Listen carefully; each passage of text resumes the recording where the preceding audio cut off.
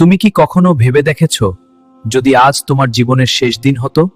90 বছরের গুনাহ, মিথ্যা, গীবত, নামাজে অলসতা, হারাম চোখ সব যদি সামনে হাজির হয়, কিন্তু যদি বলি একটা আমল আছে যার জন্য আল্লাহ 90 বছরের গুনাহ পর্যন্ত মাফ করে দিতে পারেন।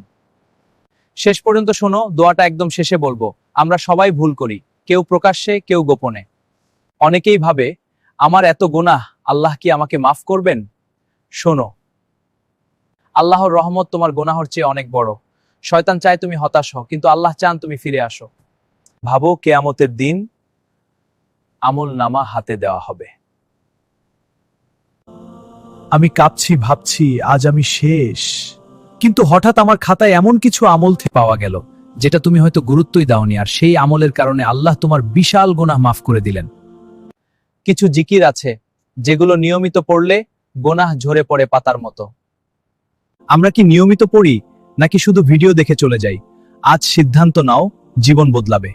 এখন যে দোয়াটা বলবো, এটা এমন এক জিকির যেটা দিনে 100 বার পড়লে সমুদ্রের ফেনার মতো গুনাহ মাফ হয়ে যায়। কি ভাবতে পারছো? 90 বছরের গুনাহ প্রস্তুত তো? হয়তো এই ছোট আমলটাই তোমার জান্নাতের কারণ হবে। রব্বি ইন্নী যালামতু নাফসি ফাগফিরলি ইন্নাহু লা ইয়াগফিরু যুনুবা ইল্লা আনতা। এই দোয়াটি আমলে পরিণত করুন, অর্থাৎ নিয়মিত কোন নামাজের পরে প্রতিদিন পড়বেন।